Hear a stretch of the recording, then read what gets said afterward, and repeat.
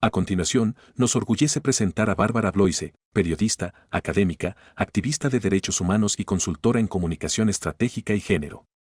Con su amplia experiencia y compromiso, nos invitará a una profunda reflexión a través de su ponencia, Ética e Inclusión en el Ejercicio Periodístico. En un mundo cada vez más conectado y diverso, los medios de comunicación tienen un papel fundamental en la construcción de nuestras sociedades. Sin embargo, también pueden perpetuar estereotipos y desigualdades.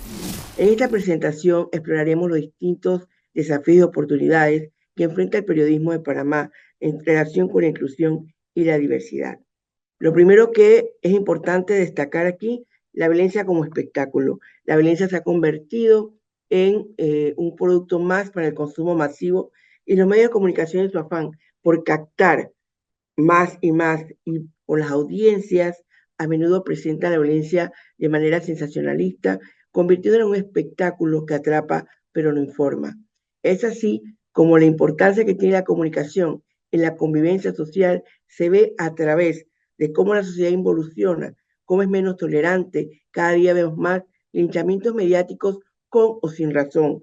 Además, esto se suma a la condena sin un juicio en las redes sociales. Ignora y tampoco le interesa saber la verdad de los hechos.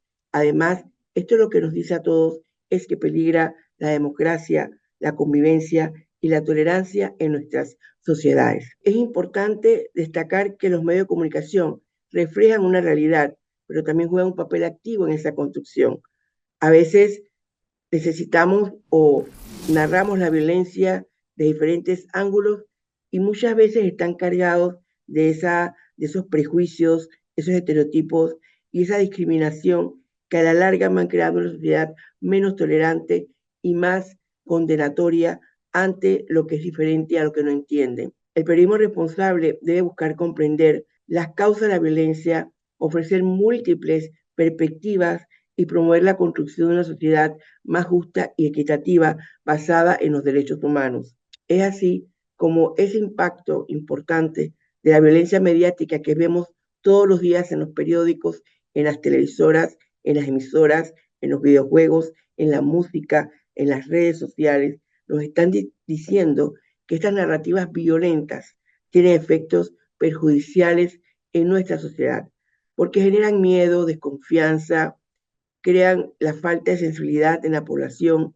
y ha sido vinculada a la violencia mediática al aumento de la agresión, a la ansiedad, al estrés en los individuos y sobre todo especialmente en los niños y en los adolescentes. Hacemos énfasis en la violencia mediática contra las mujeres, cómo se promueven los estereotipos sexistas, cómo se hace apología a la violencia, cómo se produce discursos de odio y cómo se causa daño psicológico, sexual, físico y económico, atentando contra la integridad de las mujeres y sus familias. Además, hay desafíos importantes, el camino hacia un periodismo inclusivo, los estereotipos de los géneros en los medios de comunicación, la subrepresentación de minorías, los indígenas, los afrodescendientes, los movimientos LGBTQ+, y personas con discapacidad, el uso del lenguaje sexista y discriminatorio y los prejuicios que hay presentes en la cobertura periodística. Y sobre esto es importante poder reconocer que ese lenguaje como herramienta de transformación social tiene que saber que es un constructor de realidades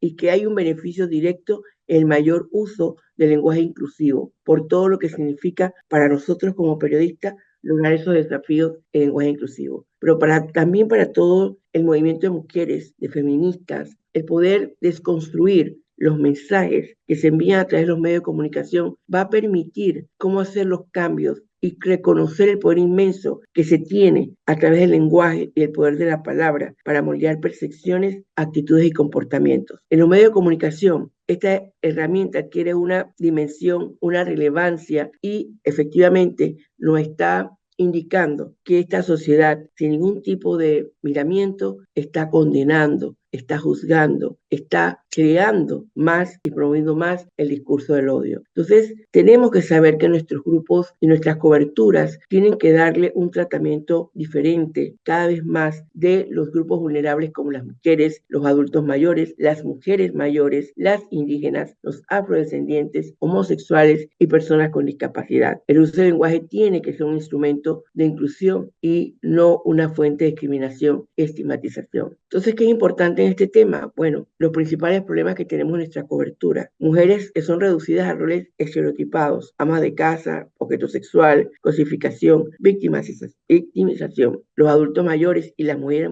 mayores asociados a la enfermedad, la dependencia y la incapacidad. Las indígenas representados como primitivos, exóticos o atrasados. El tema de los negros y afrodescendientes asociados a la violencia, la criminalidad y la pobreza. Los homosexuales que son objeto de burla, discriminación y patologización. Y las personas con discapacidad que con facilidad se niegan o la sociedad no entiende o no tiene acceso a esa información, que es personas con discapacidad y no tullidos, incapaces, diferentes, inválidos, minusválidos, invisibles ante la sociedad. Todos esos usos que yo les invito a hacer el ejercicio de decir en su mente qué piensan ustedes cuando se dice la palabra indio, negro, y cómo se utiliza epítetos despectivos que tienen una connotación que discrimina cuando dices marica, cuando dices lisiado, cuando dices señorita, cuando te refieres a las señoras, a las doñas, a las viejas, a las abuelas. Para todo el mundo, todas somos abuelas, todas las mujeres más allá de los 60 años, y a todas se les quiere etiquetar de una manera que no en los medios de comunicación en todos lados, como la persona que necesita ser atendida, auxiliada, y una actitud que nos aleja de una mujer que a esta edad, un hombre a esta edad, puede todavía ser productivo para la sociedad. Y por supuesto el uso de términos como loquito, tarado, minusválido. Falta que ese lenguaje de discriminación ofensivo se aleje y se elimine de los medios de comunicación. El tratamiento en los aspectos negativos,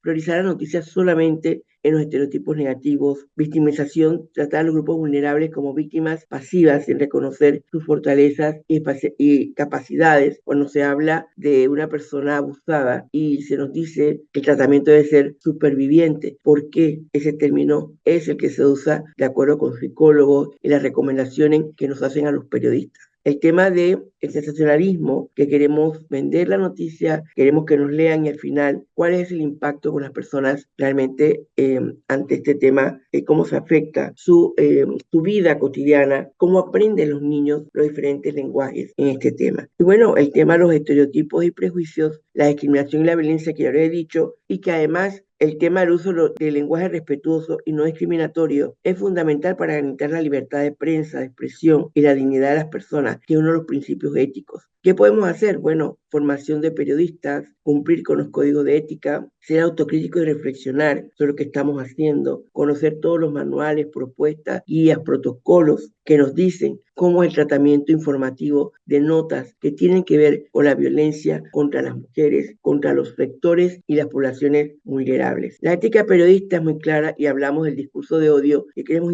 importante porque desde 2019 en las Naciones Unidas está hablando de un plan de acción para hablar y cómo disminuir el discurso de odio que existe en nuestras sociedades mediante la educación y sobre todo, especialmente, cambiando ese lenguaje inclusivo. Entonces, combatir el discurso de odio, el impacto que tiene en nuestras vidas es importante y no tiene nada que ver con la libertad de expresión. Solo con una información real, a tiempo real, en condiciones para combatir las mentiras que se divulgan en las redes sociales, en especial lo que se provoca en una sociedad como la nuestra, nos dicen que tenemos que primero que todo respetar la honra y honrar a las personas, respetar la vida privada, que no interfiera y que no se divulgue un tema sin tener las consideraciones que la ley te exige. Saber que hay un equilibrio entre el interés público y el interés privado, y esto se tiene que mantener. Bueno, importante la integridad profesional, el respeto a los valores, el poder de las palabras como tal,